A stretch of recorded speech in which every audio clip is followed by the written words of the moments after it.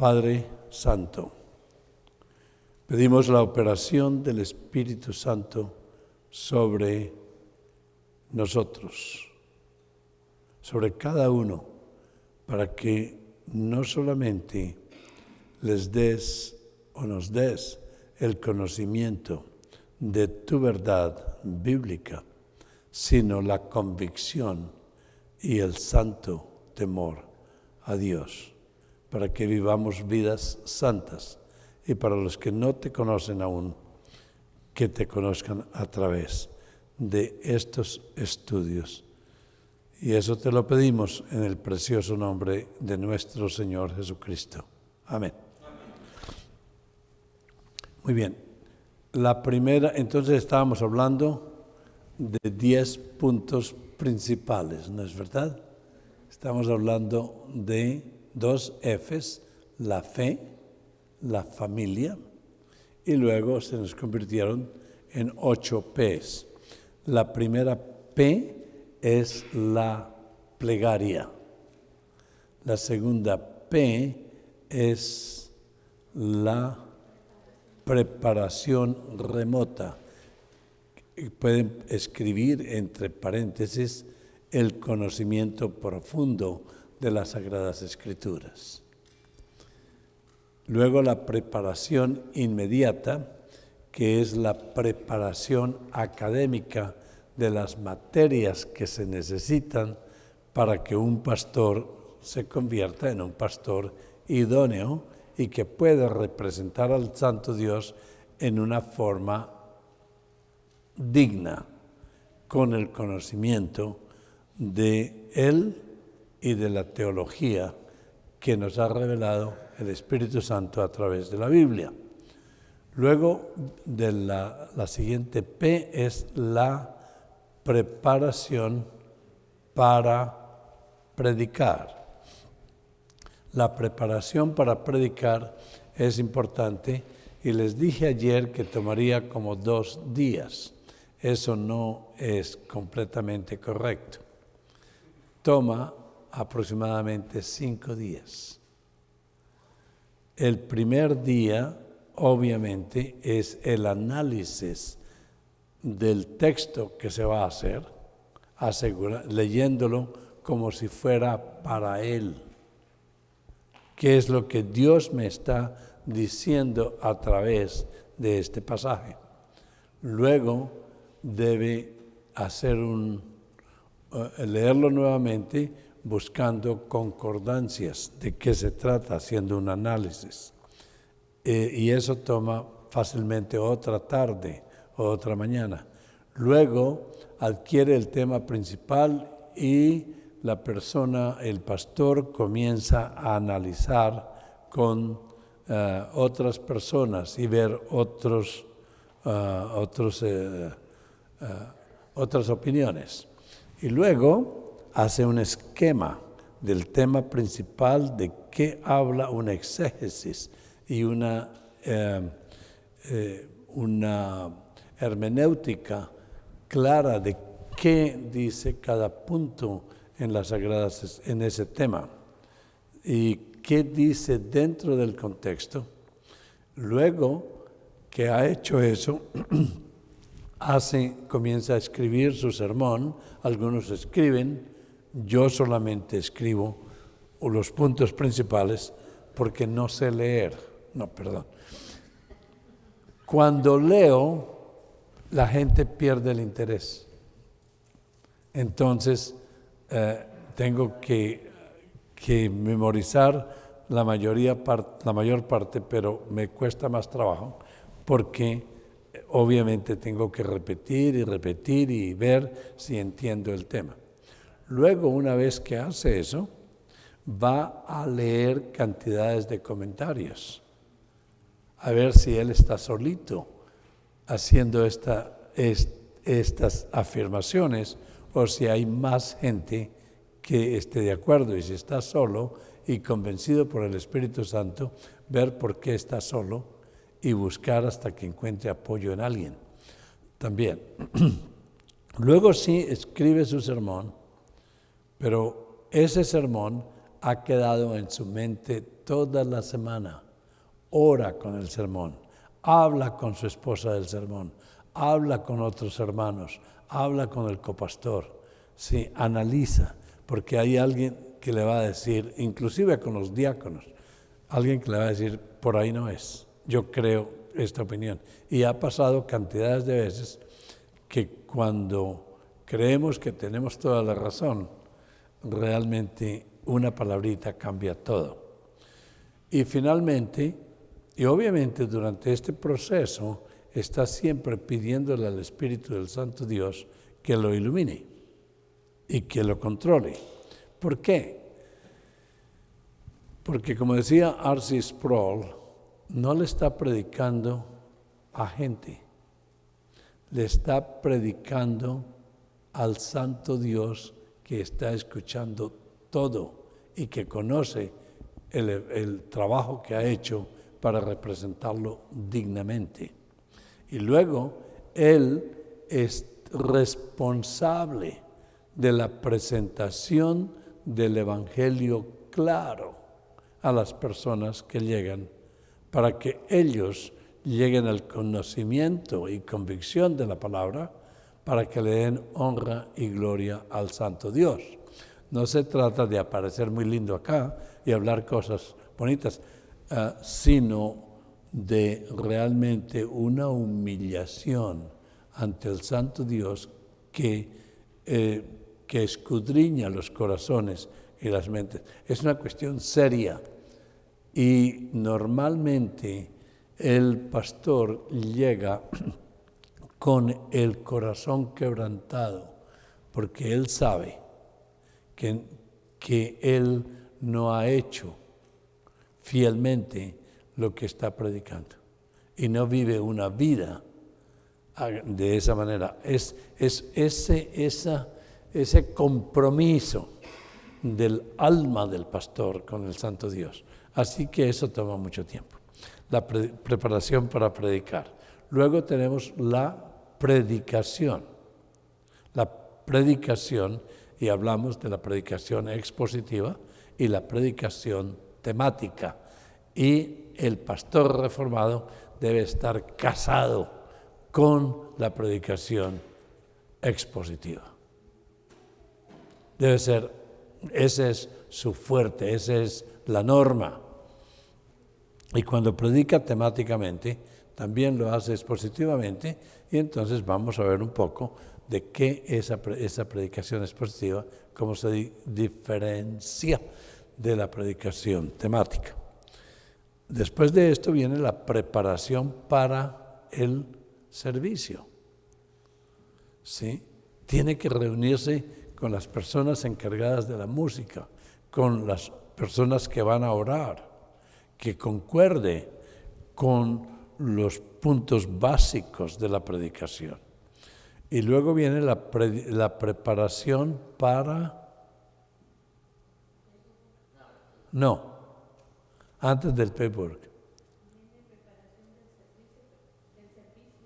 Ok.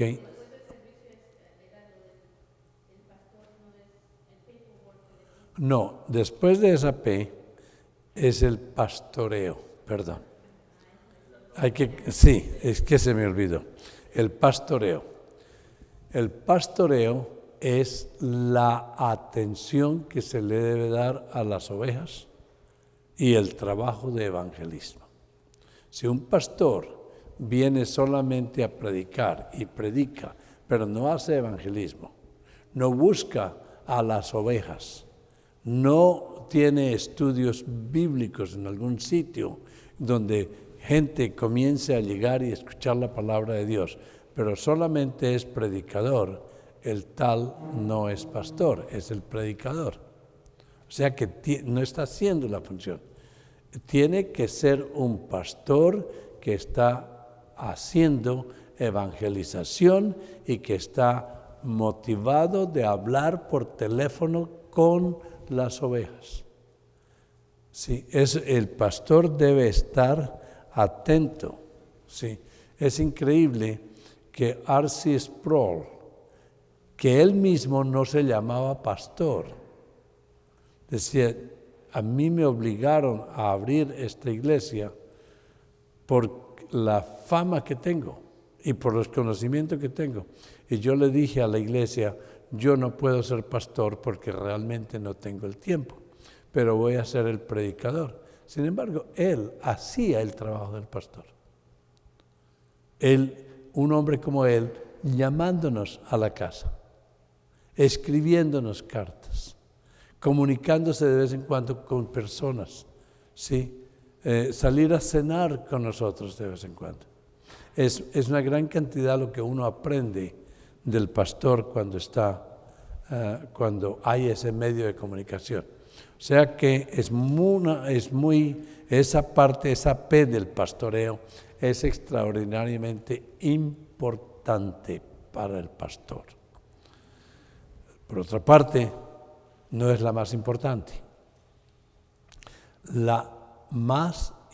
Anote, por favor, y eso tengo que decirlo bien claro, el orden de estas P's es extraordinariamente importante. La primera F es 1, la segunda F es 2, la plegaria es 3, la preparación remota 4, y así, o sea que el pastoreo está en el lugar número 7, está bien abajo porque eso representa las distintas responsabilidades del pastor. Su responsabilidad primordial del pastor, ¿cuál es? Ser cristiano. Esa es su primera responsabilidad y, como dice en inglés, abide in me, y vivir en Cristo. Esa es su responsabilidad primera. Luego la segunda responsabilidad es con su familia. La tercera es el conocimiento de las Sagradas Escrituras. La cuarta es la preparación académica. La quinta es la preparación para predicar. Y la centralidad, no la más importante, pero allá abajo está la predicación. Sí, y luego de la predicación, entonces sí viene la preparación para el culto y luego el pastoreo, pero note qué tan bajo está. ¿Por qué? Porque si la preparación para la predicación le toma todo este tiempo y el predicar es extremadamente importante, pues va a tener que, si él mismo no puede hacer pastoreo, debe delegar estas responsabilidades al otro pastor o a los otros pastores. Sí, por eso hay pluralidad de pastores y también a los diáconos. Y luego hay personas en la iglesia que tienen el deseo de ser pastores o de servir a la iglesia. Entonces, esas personas deben demostrarlo creciendo dentro de la iglesia para llegar a ser pastores. Deben tener, obviamente, estudios bíblicos. Deben envolverse ayudándole al pastor, llamando a las personas, ¿sí? Comunicándose. Cada uno de los miembros de la iglesia debería de tener una tarjetita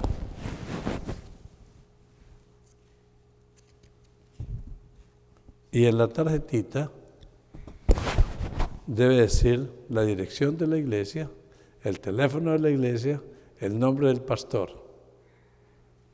¿Sí? Y cada uno de ustedes, de los miembros de la iglesia, deberían de tener 100 de estas tarjetitas. Y donde quiera que se encuentran con alguien, hablar con alguien de evangelización, pedirle, preguntarle, hacerle evangelización. Y ya llegaremos al punto del pastoreo, cómo se hace evangelización. La pregunta es, hay muchas maneras de evangelizar. Una es la pregunta directa. Si usted se muere hoy, ¿para dónde va? Otra pregunta es, ¿me podría usted ayudar? Tengo una situación que quiero aclarar conmigo mismo. ¿Usted cree que existe cielo e infierno? Y ellos le van a decir cantidades de cosas, ¿sí? Hoy en día la gente no está dudando sobre la existencia de Dios. ¿Sería posible que usted me diera su opinión? ¿Sí? Y por ahí entra por cualquier parte. Y luego le dicen, después de verlo a usted que conoce las doctrinas bíblicas, porque las ha oído de acá, y especialmente en el seminario, usted está capacitado en una forma extraordinaria, no ordinaria, extraordinaria para hacer evangelización. Entonces le dice a la gente, mira, esta es la dirección de la iglesia y está mi teléfono ahí al lado, si quieres se lo escribo, me puede llamar en cualquier momento. Adiós. Amados, eso pasa en Medellín. Pero lo curioso en Medellín es que la gente quedaba aterrada del conocimiento que los miembros de la iglesia tienen de Dios y de la Biblia. Cada uno de los miembros de la iglesia en Medellín, que son miembros de la iglesia y que han asistido por lo menos 2 o 3 años, se convierten en teólogos. Pero aparte de eso, ellos hacen lo que ustedes están haciendo. Invitan a los miembros de la iglesia que participen y escuchen las lecciones del seminario. El seminario ha hecho crecer esa iglesia en una forma extraordinaria, hasta el punto de que no caben. Y han plantado de una iglesia, han nacido 5 iglesias más y una en construcción, o sea, 6. Pero muchas de las ventajas es esa tarjeta. Y en la parte de atrás de la tarjetita está la presentación del Evangelio. Bien clara, pero distinta desde el punto de vista de la Reforma. Yo les voy a dejar esta tarjeta para que, sí, dice, esto es lo que, ¿ustedes qué creen? Dice, lo que creemos es esto, sola escritura, la escritura es la suprema autoridad. ¿Usted lee la Biblia? Sí. Segundo, que la salvación ninguno se la gana. Esas son cosas nuevas para mucha gente. La salvación es un regalo de Dios, es solamente por gracia. Tercero, que el único y suficiente medio de salvación es Jesús. Y cuarto, que el instrumento de salvación es la fe en Cristo. El que cree está salvo, el que no cree ya está condenado. Y quinto, que al estar salvo va a producir un efecto, un cambio de vida en nosotros, hasta el punto que nos va a dar una vida distinta a la del mundo para darle gloria al Santo Dios. Soli Deo Gloria. Y luego la dirección de la iglesia, y obviamente para confirmar lo que dice, escribí un versículo, porque por gracia sois salvos a través de la fe, y eso no de ustedes, sino es un regalo de Dios, no por obras para que nadie se gloríe. Efesios 2, del 8 al 9. ¿Cómo le parece? Si el pastor no hace esto primero, no tiene la autoridad de decirles a ustedes que vayan y hagan evangelismo. Es extraordinariamente importante. No dejen al pastor solo. Y Dios les va a bendecir realmente y a llenar esta iglesia. En efecto, esta va a ser una capilla. Van a tener que edificar otra donde les quepa por lo menos 1,000 personas. En efecto. Y es importante tener esa responsabilidad. Entonces, un asunto básico del pastoreo es que el que hace el pastoreo no es solamente el pastor. Dejemos allá que el pastor busque gente. No. El pastor, amados, es el lugar más solitario y triste de la iglesia, si los miembros de la iglesia no están envueltos. Y nuevamente, parte de ese pastoreo son las personas de la iglesia que toman liderazgo bajo la autoridad del pastor para tener actividades en la iglesia. Por ejemplo, en San Andrews hay 4 estudios bíblicos solamente para damas, manejado por las damas. Las esposas de los pastores no se meten en esto, porque la gente cree que porque es esposa del pastor, sabe. Hay esposas de pastores que no, esa no es su don que el Señor les ha dado. ¿Sí? Mi esposa no es esposa de ningún pastor. Ella tiene 2 estudios bíblicos. Y a propósito, si ustedes hablan inglés, pueden asistir a su estudio bíblico que lo hace a través de, uno lo hace a través de Zoom. ¿Sí? Yo soy miembro de la iglesia, tengo 2 estudios bíblicos. Uno lo he tenido por solamente un corto tiempo, 15 años. Todos los viernes a las 7 de la mañana, de 7 a 8 de la mañana, un salón lleno de hombres que vienen y de 7 iniciamos, terminamos a las 8 y hemos viajado por toda la Biblia desde Génesis y ahora estamos en Lucas. Y lo último que enseñé lo voy a predicar el domingo, lo voy a enseñar en la escuela bíblica el domingo. ¿Sí? Pero llevamos 15 años. Esa gente está extraordinariamente preparada para presentar la Biblia. ¿Sí? Otras damas tienen un estudio sobre Tito II, la dama de Tito II. Cantidades. Y los hombres pueden tener estudios bíblicos en su casa y no tengan miedo, comiencen con 2 o 3 personas. Pero la fidelidad de ese estudio bíblico va a llenar la iglesia. Eso pasa en Medellín, pero requiere trabajo. Vino un señor que ustedes lo conocen e hizo estudios bíblicos casi en todo Israel. No salió a Israel, pero hizo estudios bíblicos en todo Israel y trabajaba arduamente. Ese Señor se llama el Señor Jesucristo. ¿Sí?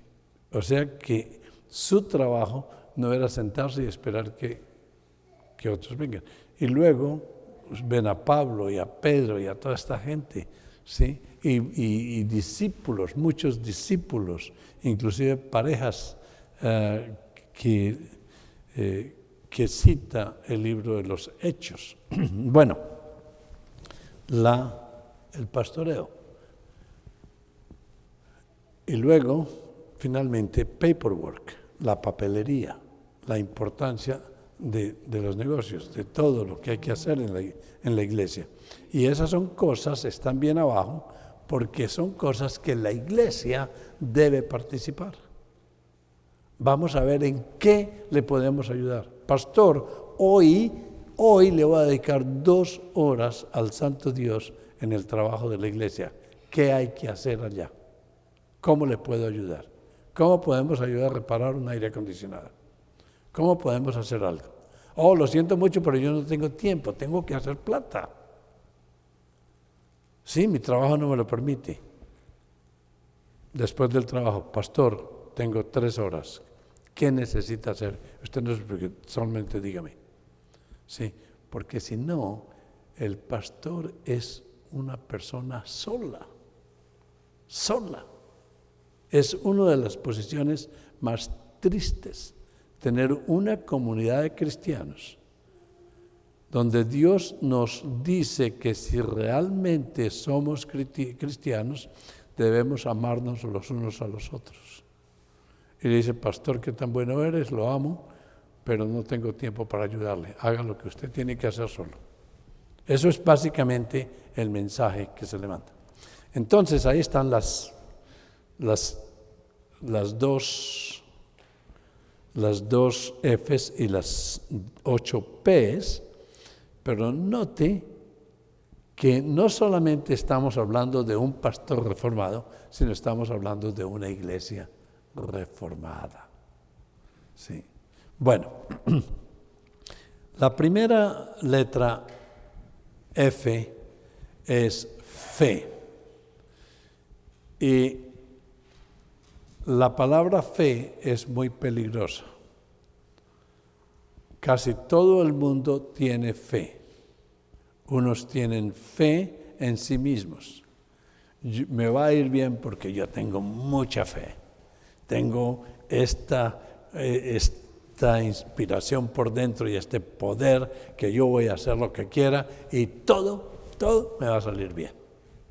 Tengo tanta fe que en la mañana oro y digo, Señor, que hoy mis negocios me vaya bien, que todos los que yo hable me traten bien, que mi suegra se cure y que yo haga mucho dinero en mis negocios y que yo esté muy bien y que también mis hijos y mi familia, y le ruego que nos proteja a todos para que hoy nos vaya bien y confiamos en usted que todo nos va bien, gracias a Dios.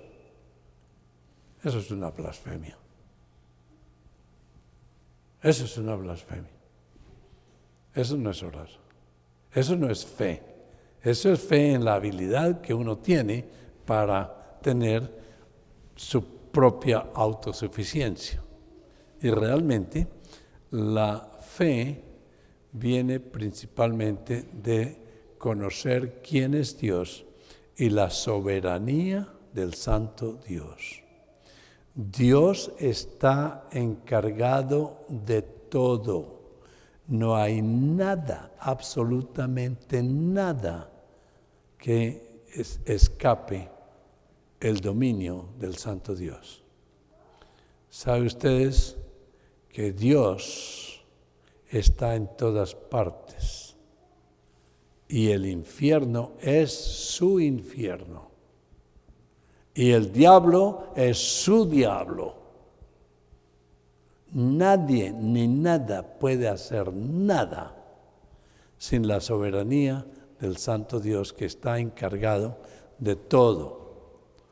Él ha decidido desde antes de la fundación del mundo el momento en que nacemos y el momento en que vamos a morir. Punto.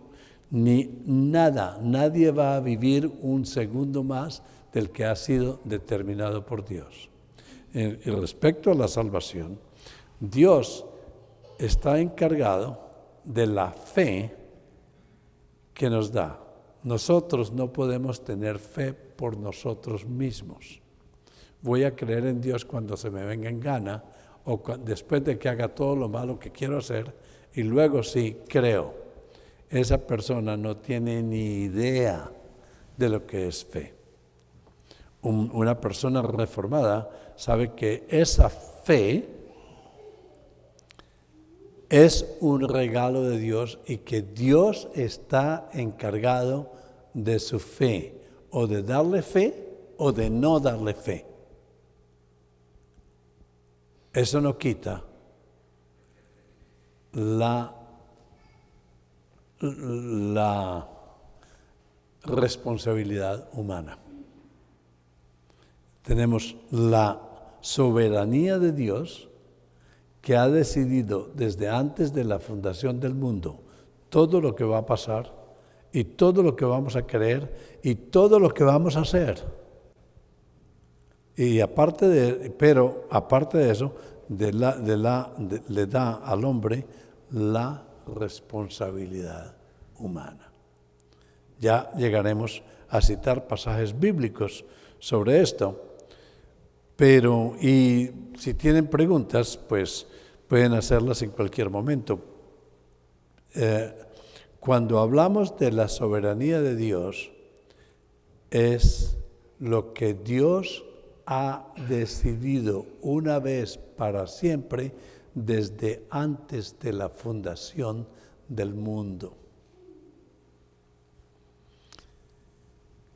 En eternidad, ya inclusive la caída del hombre ha sido predestinada por Dios, sin Dios ser el autor de la maldad o del pecado. ¡Wow! Eso nos hace estremecer, y la doctrina arminiana pelea contra esto porque quieren defender a un Dios que posiblemente es, para ellos, si hiciera eso, es un Dios injusto. Y quieren defender a un Dios. Pero Isaías nos dice claro que sus pensamientos son más altos que los nuestros, y sus caminos, y quién puede conocer la determinación del Santo Dios, si Él es libre. Y por eso el hombre no tiene libre albedrío. Pero Dios creó al hombre con libre albedrío, ¿no es verdad? ¿Sí o no? Sí. Claro. Dios lo creó libre de hacer lo bueno o hacer lo malo. Y le dio esa libertad. O sea que el hombre sí fue creado con libre albedrío. Y el hombre usó su libre albedrío y pecó. Y cayó. Y al caer quedó muerto. Y perdió su libre albedrío. Ahora quedó solamente, antes de pecar tenía la capacidad de hacer lo bueno o lo malo.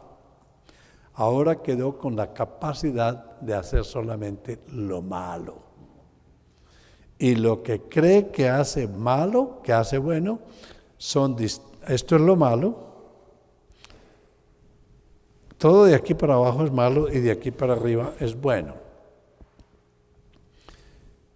Pero hay distintos niveles de maldad. Y lo que cree que es bueno es solamente un nivel más de maldad. El hombre perdió la libertad porque Dios le dijo, si come de esa fruta va a morir. ¿Y cuántos muertos tienen libertad de hacer algo? Ninguno. Sí, para que el muerto tenga libertad de hacer algo, tiene que ser resucitado. Entonces, la soberanía de Dios está encargada exclusivamente de todo lo que nos pase, que es una gran alegría, porque si somos cristianos, es nuestro papá. Si no somos cristianos, es nuestro juez. Son dos cosas distintas. Entonces, el hombre no puede creer porque está muerto en sus delitos y pecados. Y no puede creer porque los muertos no pueden creer. Si el pastor no sabe eso, va a enseñar cosas que son contrarias a la Biblia. ¿Por qué? Porque él mismo no tiene la fe que la Biblia enseña. Hay pastores que enseñan estas cosas diciendo, por ejemplo, hay que ir a evangelizar a la gente y hay que decirles lo siguiente: hermano, Dios te ama y tiene un plan maravilloso para usted. ¿Qué le ha dicho? 3 mentiras graves. La primera mentira le ha dicho hermano, y no hay ni un solo hermano si no cree en Cristo. Vino a los suyos y los suyos no lo recibieron, pero los que le recibieron, a los que creyeron en su nombre, les dio el derecho de ser hijos de Dios. Los que no creen en Cristo, así crean en Dios y así sean buena gente, no son mis hermanos porque son hijos del diablo. Y no lo puedo llamar hermano. Es un pagano y podrá ser un amigo, pero no es mi hermano. ¿Cómo a un pagano le voy a decir hermano? Y la segunda mentira es Dios te ama. Cuando esa persona está bajo ¿qué? La ira de Dios. Sí, es mentira. Y Dios tiene un plan maravilloso para usted, ¿sí? ¿Cómo sabe usted que esa persona va a creer? Y si no cree, el plan maravilloso es el infierno. ¿Por qué mentirles? Sencillamente hay que decir la verdad. Preguntarle que si muere esta noche, ¿para dónde va? ¿Por qué Dios lo dejaría a usted entrar en su reino? Sí. Entonces, la pregunta básica aquí de la soberanía de Dios y de esta fe es, ¿quién puede creer? Y la respuesta es ¿qué? Cero. Nadie, absolutamente nadie puede creer. Al menos que Dios en su soberanía le dé el regalo de la fe para creer. ¿Sabe cuántos pastores no creen en esto? La mayoría. En Houston posiblemente voy a tomar no sé cuántas iglesias haya, pero me imagino que hay más de 3,000 iglesias. Ni siquiera 50 creen en esto. Entonces, la fe del pastor es esencial. Vaya un momento para que la Biblia nos guíe en lo que estamos diciendo. Vaya un momento a Efesios. Efesios está en el Nuevo Testamento, ¿no es verdad? Sí. Es una broma. Efesios capítulo 1, versículo 3. Bendito sea el Dios y Padre de nuestro Señor Jesucristo, que nos bendijo con toda bendición espiritual en los lugares celestiales en Cristo, según nos escogió. Esa es una palabra muy fea. Esa es una palabra que la iglesia arminiana y la mayoría de las iglesias no lo van a aceptar, mucho menos el catolicismo romano. Dios no escoge a nadie en el catolicismo romano. El que escoge son los padres y el sacerdote para hacerlo cristiano con el bautizo. Y nadie es cristiano con el bautizo, porque no es el cura o los padres que escogen, tiene que ser Dios. Según nos escogió la soberanía de Dios, en Él antes de la fundación del mundo. ¿Cuándo? El plan de salvación, la venida de Cristo acá, no fue después de que el hombre pecó. La decisión fue tomada antes de que el hombre haya pecado, desde la eterna del mundo, para que fuésemos santos y sin mancha delante de Él, en amor, habiéndonos predestinado.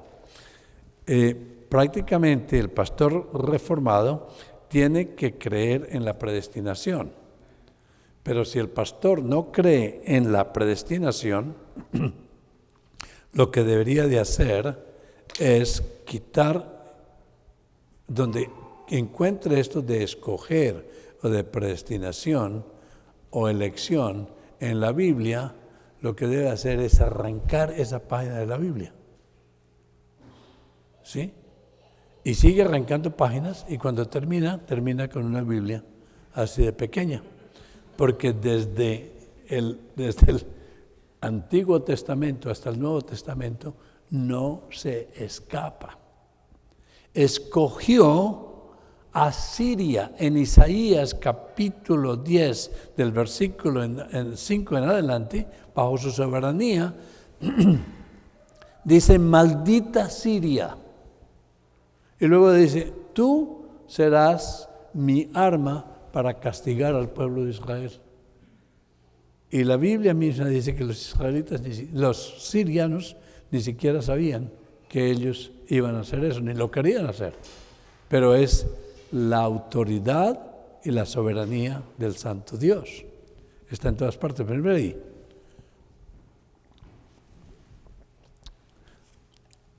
Según nos escogió en Él antes de la fundación del mundo, ¿para qué nos escogió? Para que fuéramos santos y sin mancha delante de Él. En amor, habiéndonos predestinado para ser adoptados hijos suyos por medio de Jesucristo, según el puro afecto de su voluntad. Amados, el único que tiene libre voluntad o libre albedrío es Dios, no nosotros, según el puro afecto de su voluntad. Y pueden ir al capítulo 2. Y tenemos que tener mucho cuidado de no decirle hermano a un impío, porque en el capítulo 2 dice, y Él nos dio vida. ¿Por qué nos dio vida? Porque estábamos muertos. Estábamos muertos, o sea que nos resucitó.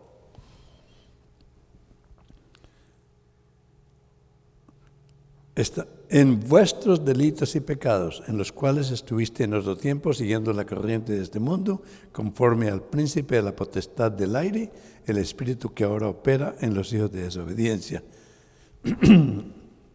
O sea que estábamos bajo el gobierno de Satanás, entre los cuales también todos nosotros vivimos, y en otro tiempo haciendo los deseos de la carne, haciendo la voluntad de la carne y de los pensamientos, y éramos por naturaleza bellos hijos de Dios. ¿Eso es lo que dice ahí?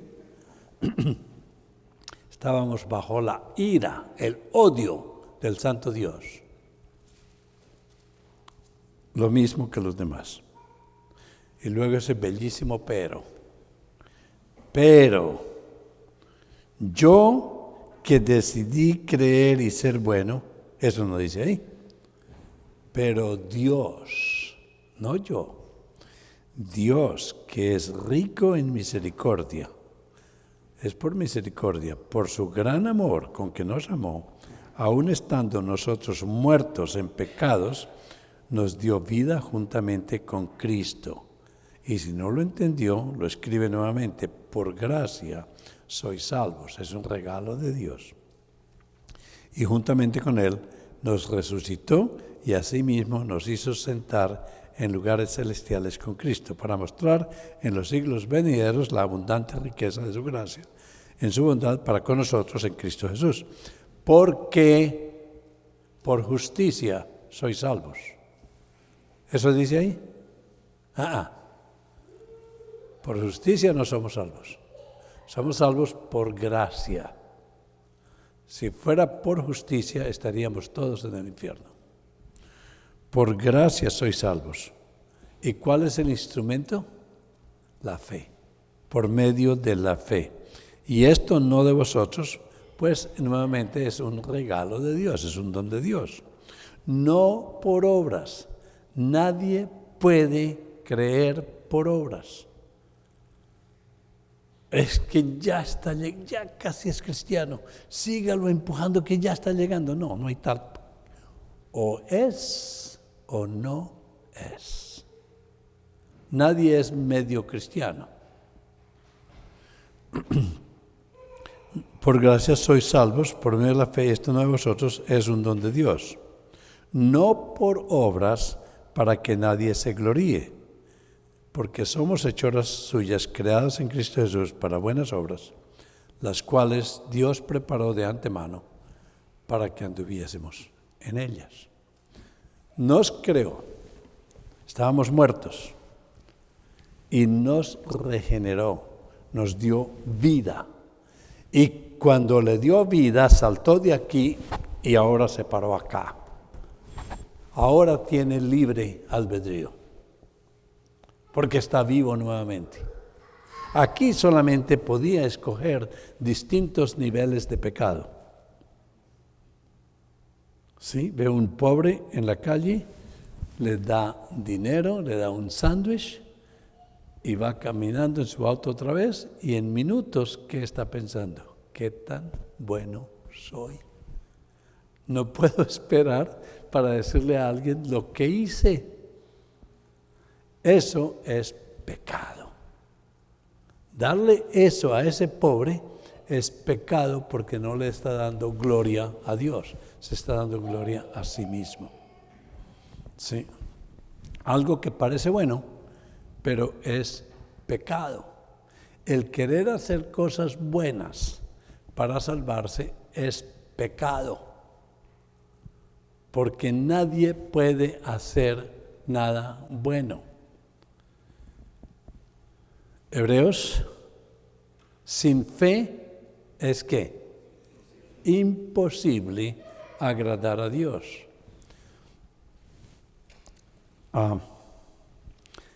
Es un nuevo nacimiento. Es lo que Jesús dijo hacer. Necesitas saber de nuevo. Sí, Gabriela es una familiar de Mimi en Italia y llegó a Cristo, 15 años. Le puse una cámara al frente. Dice, dígame cualquier cosa. Y me dijo lo siguiente: chi che ha nato una volta va a morire 2 volte. Chi che ha nato 2 volte va a morire una volta. Capito? Che dije? Che ho detto? El che ha nacido, chi che ha nato una volta, va a morire 2 volte.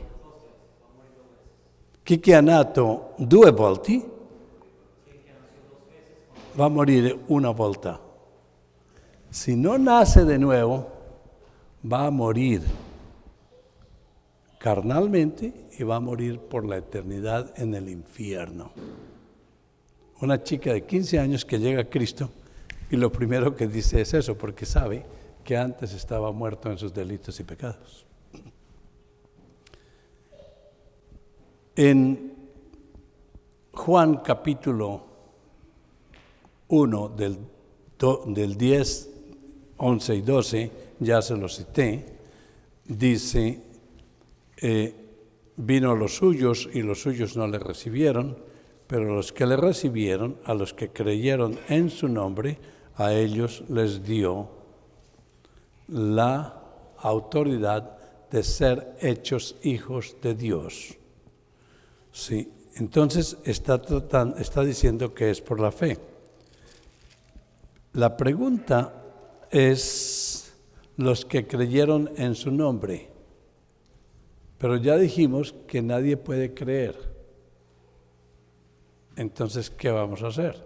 Luego tenemos el capítulo 3 de Juan, que ustedes lo conocen muy bien, versículo 16, porque de tal manera amó Dios al mundo que ha dado su Hijo unigénito para que todo aquel, note que no dice todos, todo aquel que en Él cree, o sea que es por medio de la fe, no se pierda, sino tenga vida eterna. Pero dice, bueno, entonces cuando yo crea y cuando a mí se me antoje creer o quiera creer, entonces voy a tener vida eterna. Pero luego, si vamos al capítulo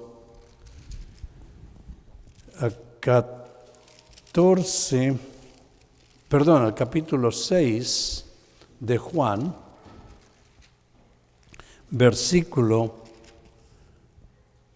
versículo 37, dice, todo lo que el Padre me da, vendrá a mí, y el que a mí viene no lo echo afuera.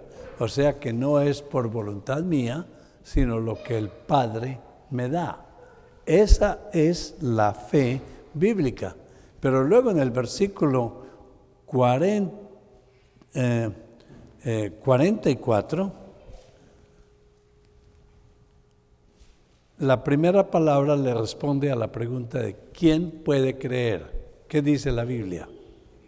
Ninguno. Nadie puede creer. O sea que esta cuestión de la fe es muy importante para el pastor y que la comprenda. ¿Cómo va a enseñar un pastor acerca de la fe, que es el instrumento de salvación, si él mismo no tiene esa fe? Si él mismo se jacta de que él creyó cuando quiso y cuando pudo y cuando quiere. Dice, nadie puede. ¿Cuál es la condición esencial? Al menos ninguno puede venir a mí, al menos que si el Padre no me lo envió, que me envió no lo trajere. O sea que es la soberanía de Dios que lo trajere, y yo le resucitaré el día postrero. ¿Sí? Y luego, en el versículo 64, el versículo 65, ¿qué dice? Estos son de los labios de Jesús. Por eso os he dicho que ¿cuántos pueden venir a mí? Que ninguno puede venir a mí si no le fuere dado del Padre. Eso es elección. ¿Sí? José, no estropees a María y no destruyas a ese niño, porque su nombre será Jesús, que viene a salvar ¿a quién? A su gente, a su pueblo de sus pecados. Mateo 1:21. ¿Sí? Su nombre será Jesús. ¿Que vino a salvar a todos? No. Vino a salvar a su pueblo, a sus elegidos.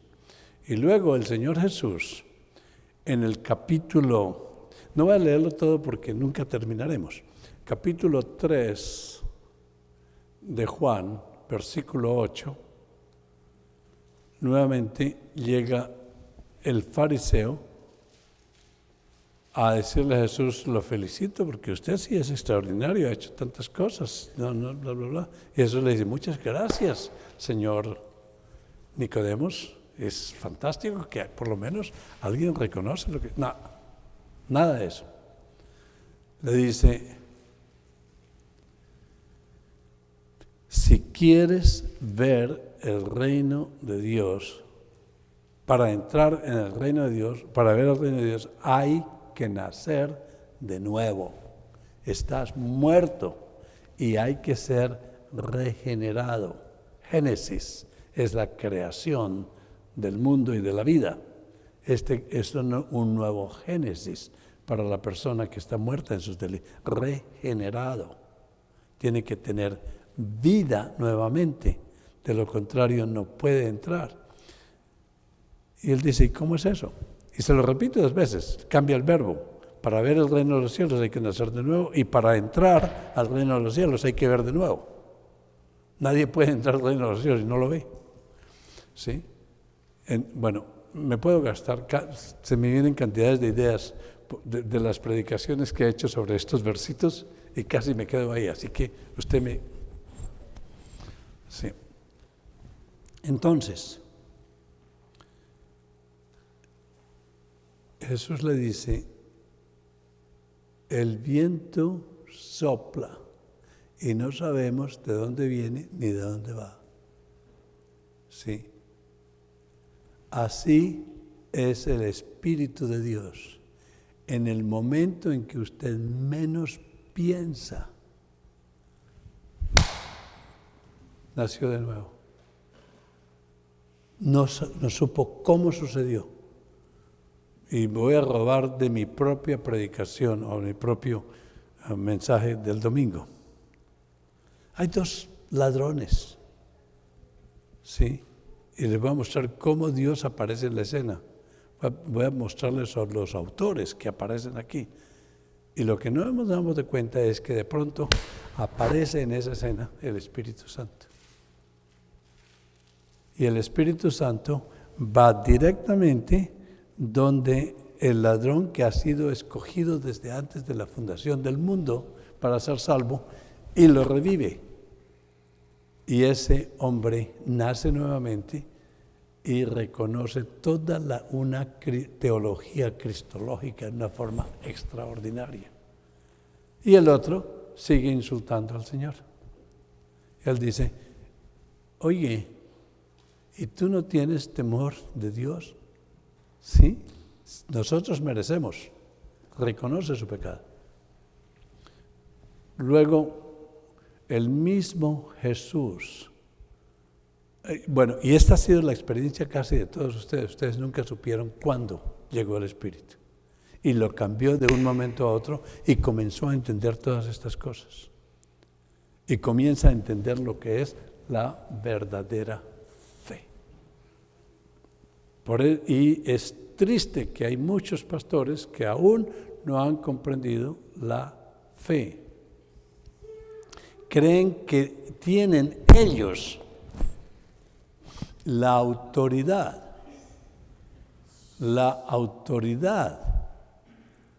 de hacer a alguien cristiano. ¿Usted quiere ser cristiano? Sí. ¿Quiere ser cristiano? Ok, es muy fácil. Perdón. Repita después de mí. Yo amo a Cristo. Le doy mi corazón a Cristo. Y de ahora en adelante voy a seguir a Cristo. Lo felicito, usted es cristiano. Eso es falso. Y eso es lo que se hace en la mayoría de las iglesias, vendiendo un evangelio barato. Y luego le dice, ya tiene la salvación, usted nunca la va a perder y puede hacer lo que quiera. ¡Wow! Sí, un pastor que no conoce la fe no puede enseñar. ¿Cuál es la pregunta, pastor?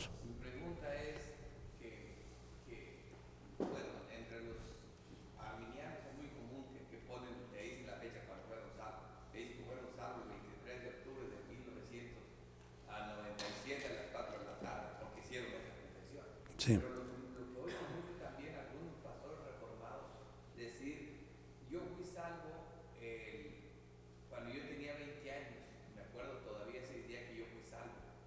Y yo a veces hasta les he preguntado que si ya conocían la de la gracia, me dicen que no.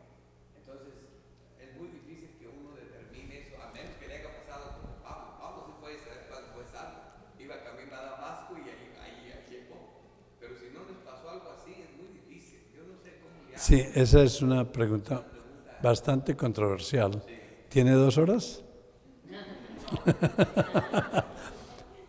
El asunto es que la respuesta a esa pregunta es sí y no. Sí, porque algunas personas creyeron, sí, y puede suceder que ahora que conocen la doctrina de la gracia, ¿sí? No es que hayan nacido de nuevo, nacieron entonces, ahora están conociendo, ¿sí?, la doctrina. El pobre ladrón tal vez nunca entendió eso ni le importó, ¿sí?, porque no tuvo ni tiempo para estudiar, pero él conoció la fe, en que esa fe no nació de él. Él no entendió por qué el otro no recibió la misma fe, porque él no sabía. Pero es una pregunta bastante interesante y nos va a tomar un tiempo para contestarla.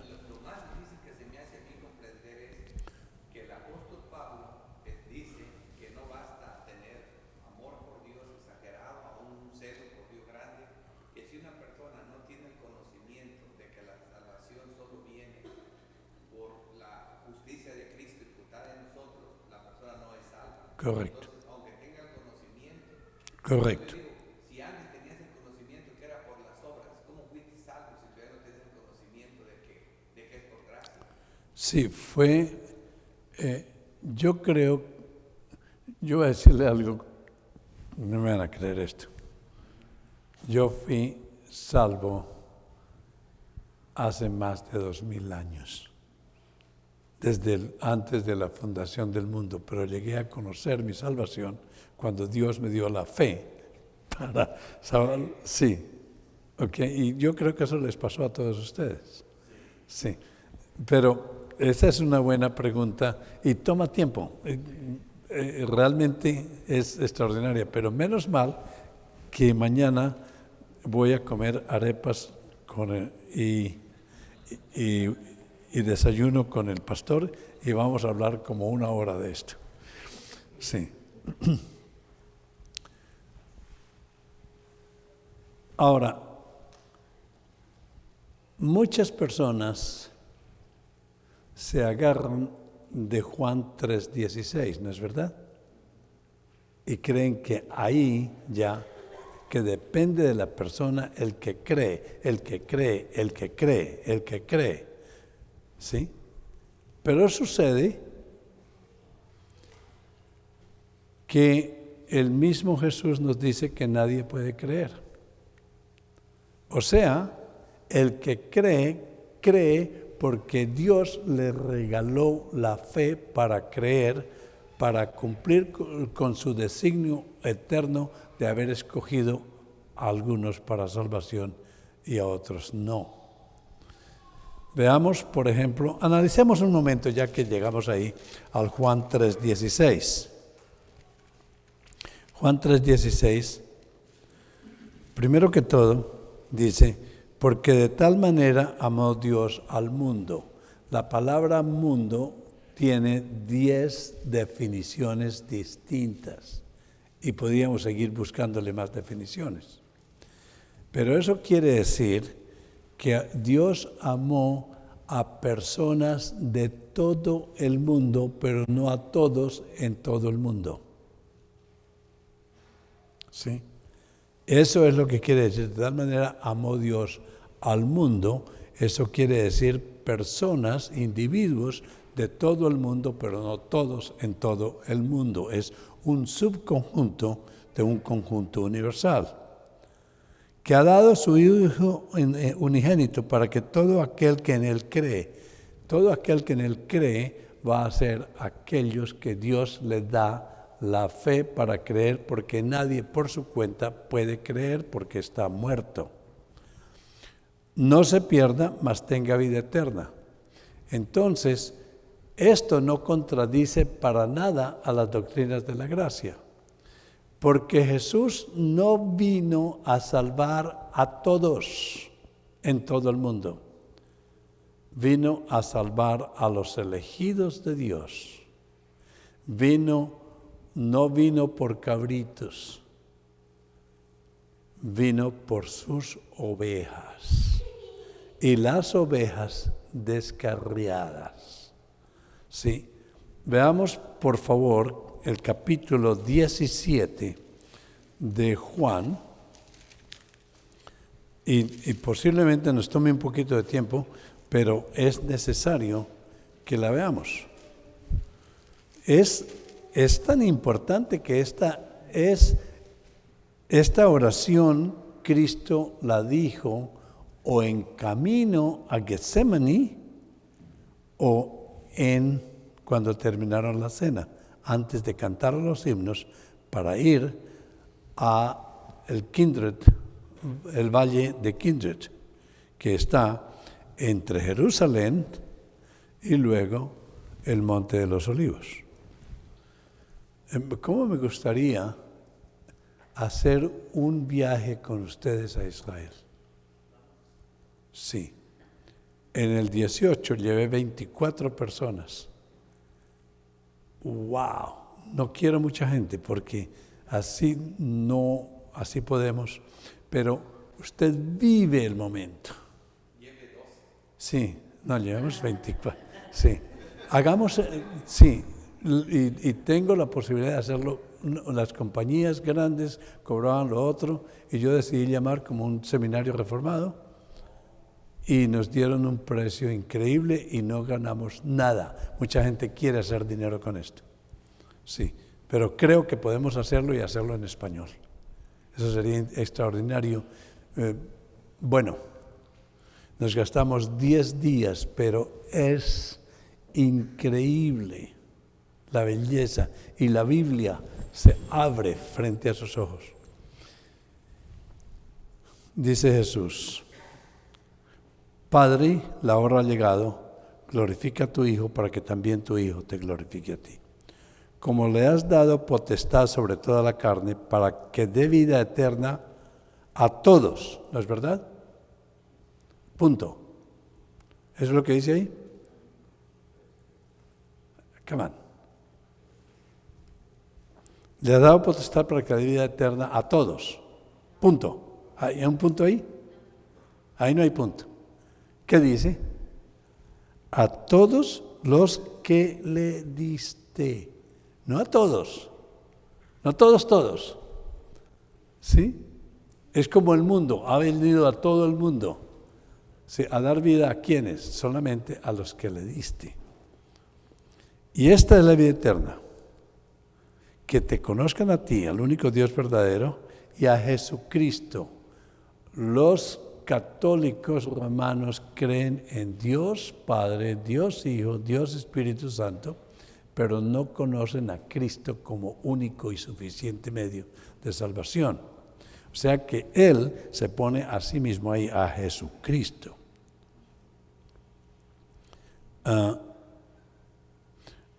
Versículo 6. He manifestado tu nombre a los hombres, punto, ¿no es verdad? No. Que del mundo me diste. Es la soberanía de Dios que le entregó cierta cantidad de personas a Cristo. Y el Espíritu Santo va y hace el trabajo de la regeneración, entra a su corazón y luego le hace pronunciar en sus labios, creo en Cristo. O sea que es un trabajo de la mente, del conocimiento, al corazón y del corazón a la declaración y de la declaración a una vida pura, a una vida santa. Sí. Versículo 6. He manifestado tu nombre a los hombres que del mundo me diste. ¿Y por qué me los diste? Porque desde antes de la fundación del mundo, amados, tuyos eran y me los diste. Y ellos guardan tu palabra. ¡Wow! 7. Ahora han conocido que todas las cosas que me has dado proceden de mí. Esas cosas, póngase todas las personas, todos los que me las diste tú, y por eso ellos vinieron a mí, no porque querían de su propia voluntad. Versículo 9. Yo ruego por ellos, no ruego por el mundo, sino por los que me diste. ¡Wow! Él está sentado a la diestra de Dios Padre, orando no por todos, sino solamente por los que ya Él había predestinado desde antes de la fundación del mundo. 9. Porque tuyos son, y todo lo mío es tuyo, y lo tuyo mío, y he sido glorificado en ellos. Sí, solamente a los que tú me diste. Esto es de la boca de Jesús. ¿Cómo nos atrevemos a pelear contra la predestinación? Es como decirle a Jesús, yo creo en ti, pero no creo lo que tú dices. Y ya no estoy en el mundo, mas estos están en el mundo, y yo vivo, y yo voy a ti, Padre Santo, los que me has dado. ¿Cuántas veces tiene que Jesús repetir esto para nosotros creerle? Que no son todos, sino parte de todos. los que me has dado, guárdalos en tu nombre para que sean uno así como nosotros. Cuando yo estaba con ellos en el mundo, yo los guardaba en tu nombre. Los que me diste, no fue a todos, solamente el grupo que me diste. Yo los guardé y ninguno de ellos se perdió, sino el hijo de perdición para que la escritura se cumpliese. O sea que inclusive ese grupo de apóstoles fue dado por Dios a Cristo. Normalmente cuando enseño esto, digo nosotros, cuando creemos en Cristo, somos un regalo que Dios le da a su Hijo, la esposa de Cristo. Y Él la envuelve en un bello papel rojo de Navidad y se lo devuelve al Padre como regalo. Y ese papel rojo de Navidad es la sangre de Cristo. ¡Wow! El Padre nos regala a Cristo. El Espíritu Santo hace efectivo ese regalo y el Hijo envuelve este regalo en el papel bello de su sangre navideño y se lo entrega al Padre como un regalo. No puede haber algo mejor que eso. No, sí. Seguimos. 19. Y por ellos yo me santifico a mí mismo para que también ellos sean santificados en la verdad. Por ellos. ¿Qué quiere decir? Esto es peligroso. Tengo que hacer un paréntesis así, no va con el tema. Pero Jesús no puede santificarse porque Él es santo. ¿Está claro? Lo que Él está diciendo es, por ellos yo me inmolo, me preparo como el sacrificio perfecto, haciendo su voluntad. Porque cuando estaba en el huerto de los olivos, dijo, papá, si es posible salvar a alguien por cualquier otro medio, no me hagas tomar esta copa de veneno, no me mates. ¿Sí? O sea, la voluntad humana. Papá, no me hagas tomar esta inmundicia. Y en esa copa estaban los pecados de todos, ¿no es verdad? No es verdad. Estaban los pecados solamente de los elegidos. Y se lo tomó hasta la última gota porque dijo, no se haga mi voluntad sino la tuya. Esa santificación es, ayúdame a hacer tu voluntad, no que Él no sea santo. Una aclaración por si acaso alguien nos tira una piedra.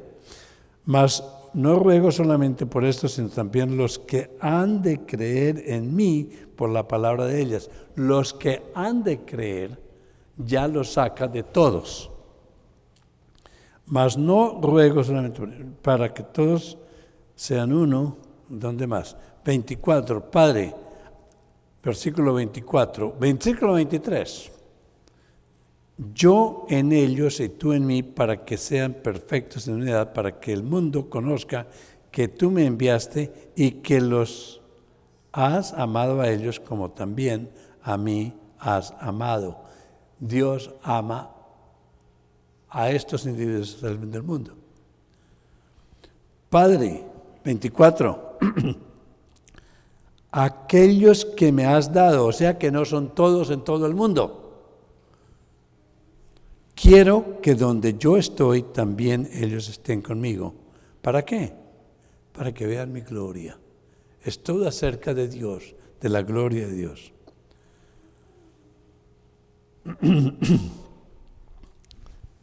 Yo creo que tenemos que hacer un descanso, ¿no? Porque ya veo a alguien haciendo así.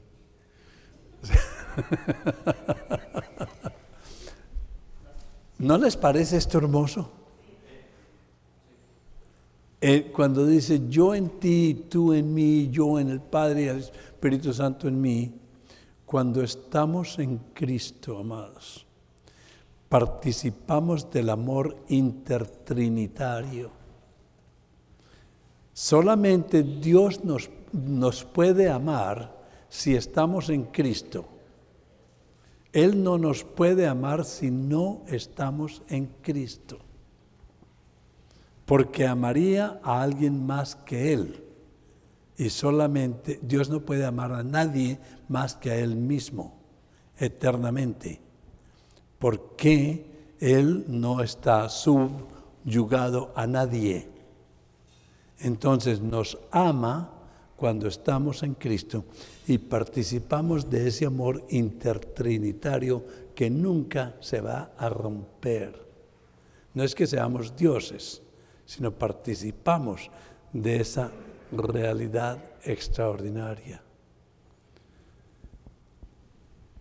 Si un pastor niega esta fe y dice, si niega este concepto de la soberanía de Dios, iba a decir absoluta, pero eso es redundancia, la soberanía de Dios, obviamente va a enseñar cantidades de cosas que son tonterías, ¿sí? Ni siquiera sabe qué es pecado. ¿Sabe una cosa? El pecado no existe.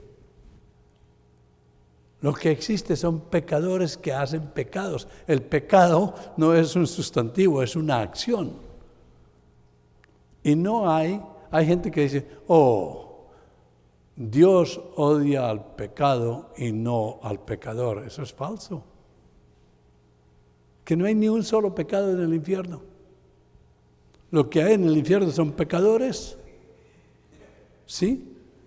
Pero enseñan eso porque quieren que Dios es bueno. Se le olvida que los atributos del Santo Dios no es solamente amor, amor, amor, amor, pero es ira, ira, ira. Es perfección, es gracia, es todos, y no podemos determinar santo, santo, santo, un solo atributo y nos agarramos de eso. Tenga cuidado. Porque la ira de Dios está sobre los que no creen en Cristo y los odia eternamente para enviarlos al infierno por no creer en Jesús.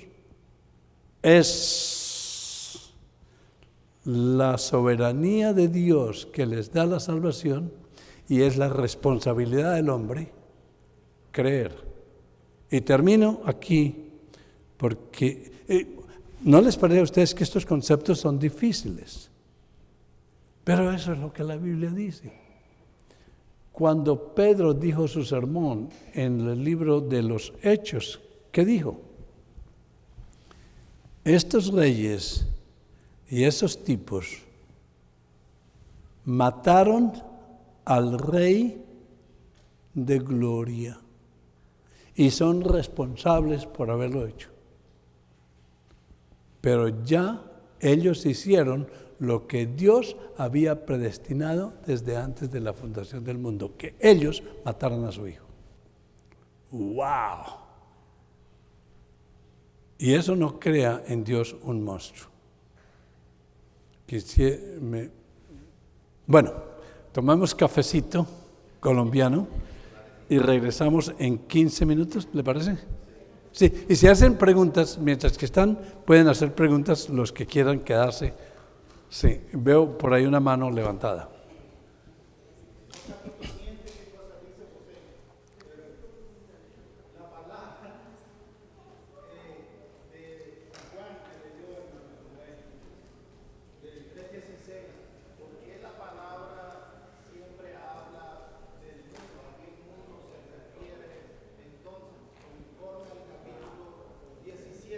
Se refiere al mundo de cristianos, al mundo elegido.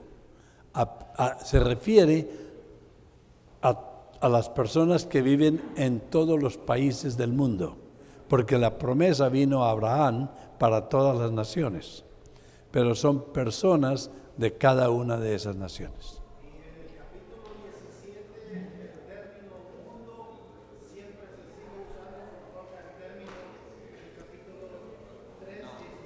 Sí, no, porque cuando dice me has enviado al mundo es a esta tierra.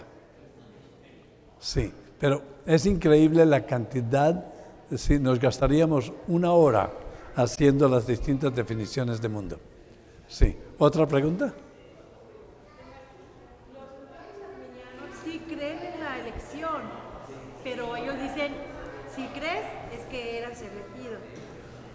A ellos lo toman al revés. Le contesto como contesta R.C. Sproul. No todos los hermanos arminianos son hermanos. Primero. Segundo, si los arminianos creen en Cristo como único y suficiente medio de salvación, están salvos. El problema es que si hay arminianos que llegan al conocimiento de las Escrituras y saben que las Escrituras dicen distinto de lo que ellos dicen para mantener la iglesia, el número de iglesias, ellos van derechito al infierno porque están descartando la palabra de Dios. Están enseñando un evangelio falso. Pero una persona que no sabe más, pero cree en Cristo como único y suficiente medio de salvación, está salvo. Sí, pero tenemos que... Una vez dijo el hermano Paul Washer, puedes ser salvo o un arminiano porque no depende del método, sino a pesar del método. A pesar del método. ¿Qué dijo el hermano? Puede ser salvo un hermano arminiano porque no es por el método, sino a pesar del método. A pesar del método, pero si la persona conoce... sí, por eso es que el pastor tiene la responsabilidad de estudiar y de conocer la Biblia. Si un pastor arminiano enseña lo que está enseñando, quiere decir que no se ha tomado su tiempo para leer la Biblia. Y un pastor arminiano odia la palabra elección, odia la palabra predestinación, odia la palabra escogidos por Dios. Es peligroso, pero de todas maneras aquí no estamos para condenar o salvar a nadie, estamos solamente para enseñar que tenemos la obligación de conocer la palabra de Dios y qué es lo que Dios dice. Pero negar algo que Jesús dice con sus propios labios, como usted lo escuchó en el capítulo 17, es pecado. Sí, vamos a conectar con lo que dice la hermana. La pregunta no va dirigida hacia si es arminiano o si es calvinista, no. Pregunto, ¿puede una persona ser cristiana, ser salvo sin creer en las doctrinas de la gracia? Sí. Esa es la pregunta. Sí. Si cree en Cristo como único y suficiente medio de salvación y confía en Cristo, punto. Sí, y vive una vida coherente a eso. Lo que sí le voy a decir es que hay personas que conocen las doctrinas de la gracia y van para el infierno. No, pero yo estoy diciéndole eso, porque no aman a Cristo de corazón, aman la doctrina. Y hablan de esto, de la academia y de todo, pero hay personas que conocen la doctrina de la gracia y no están salvos. Voy a recalcular la pregunta. Sí. ¿Puede una persona que confesó a Cristo como un único y suficiente Salvador no amar las doctrinas de la gracia o no creer en las doctrinas de la gracia posterior a su salvación? Ok. Sí. Si esa persona, esto es mi opinión, esto no es doctrina, si esa persona lee la Biblia, ve las doctrinas de la gracia, las ve claras, y si ha leído toda la Biblia, no hay manera de escaparse. Y no cree, obviamente está creyendo en él mismo, porque se está gloriando que él fue el que creyó, porque él es mejor que este que no creyó. ¿Sí? Entonces es un peligro que se salve o no, esa es cuestión del Santo Dios que lee los corazones. Pero sí lo veo algo muy peligroso. Si una persona cristiana está expuesta a las doctrinas de la gracia y la rechaza, es algo grave. Más que eso, si un pastor está expuesto a las doctrinas de la gracia y prefiere sus propias opiniones, va para el infierno. Porque es un falso profeta. Es como un lobo entre las ovejas, guiando a las ovejas por el mal camino. Sí. En decir doctrinas de la gracia está hablando del tulip. Sí, se refiere al tulip, doctrinas de la gracia, ¿verdad? Estoy hablando de las margaritas. De las margaritas, sí, de los tesis. No, Ahora. porque dicen que son de 4 puntos. Hay hermanos, y yo sí creo por nomás 4 puntos, no creo los 5 puntos. Sí, lo vamos a tratar. Sí, Vamos a irnos por todo el tulip. sí, me Sí. imaginé ayer mismo. Sí, ok. Y así fue la hermana, pues yo le iba a dar mi experiencia. Por la gracia de Dios, yo conocí las doctrinas de la gracia por mi cuñado que le y una doctrina me llevó a otra, y a otra, y a otra. Y yo decía, no, pero esto no puede ser, sí creo en la total privación. Pero donde me atoraba era en la sola gracia, que la gracia irresistible. ¿Cómo puede el hombre resistir la gracia de Dios si le está llamando, le está enseñando? Y ahí batallaba y platicaba yo con pastores y decía, yo nomás creo en 4 y las 5 no. Y es ahí donde estaba el dilema. Yo creo que una doctrina le lleva a una y entiende y le lleva a otra. Y no las puede separar porque bueno, eso fue una experiencia. No pude yo, no, tengo que creerla porque así es. Así está escrito en la Biblia. Entonces, Y como usted lo dijo, otra afirmación confirma esta información. exactamente, O sea que no se contradicen. no se contradice. Sí.